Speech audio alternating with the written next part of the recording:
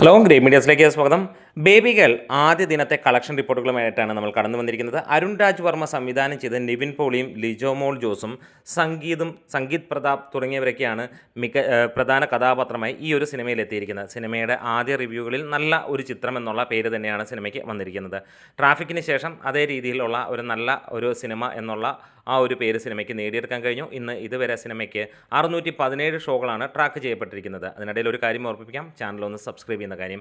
24,000-ഓളം ടിക്കറ്റുകളാണ് 8 മണി വരെ വിറ്റുപോയിരിക്കുന്നത്. 15% തിയേറ്റർ ഓക്യുപ്പൻസിയിൽ സിനിമയ്ക്ക് ഇന്ന് നേടാൻ കഴിഞ്ഞിരിക്കുന്നത് 42,34,000 രൂപയോളമാണ്. അതായത് ഏകദേശം 60 ലക്ഷം രൂപയ്ക്ക് മുകളിൽ സിനിമ ഇപ്പോൾ തന്നെ നേടി. അതായത് ആദ്യ ദിനം 1 കോടിയോളം സിനിമ കേരള ബോക്സ് ഓഫീസിൽ നിന്ന് നേടുമെന്നുള്ള പ്രതീക്ഷ തന്നെയാണ്.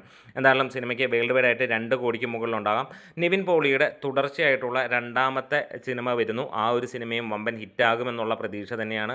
ആദ്യം ഇറങ്ങിയ സർവമായ മികച്ച രീതിയിലുള്ള ഒരു കളക്ഷനുമായി മുന്നോട്ട് പോകുന്നു. ഏകദേശം 150 കോടിയിലേക്ക് എത്തുകയാണ് ആ ഒരു സിനിമ. ഇവിടെ അതിന് തൊട്ട് പിന്നാലെ നിവിൻ പോളിയുടെ തന്നെ ഒരു സിനിമ ഇറങ്ങുമ്പോൾ വലിയ ഗ്യാപ്പ് തന്നെയാണ് സിനിമയ്ക്ക് ലഭിച്ചിരിക്കുന്നത്. നിവിൻ പോളി തന്നെയാണ് അല്ലെങ്കിൽ നിവിൻ പോളിയുടെ ചിത്രം തന്നെയാണ് എതിരാളിയായിട്ടുള്ളത്. ഒപ്പം ഇന്നലെ ഇറങ്ങിയ ചത്താപ്പച്ചയും. എന്തായാലും സിനിമ മികച്ച പ്രതികരണത്തോടെ മുന്നോട്ട് പോവുകയാണ്. അത് നമ്മുടെ വീഡിയോസ് ഇഷ്ടമെങ്കിൽ ഒന്ന് സപ്പോർട്ട് ചെയ്ത് തരാം ഗ്രേറ്റ് മീഡിയാസ്.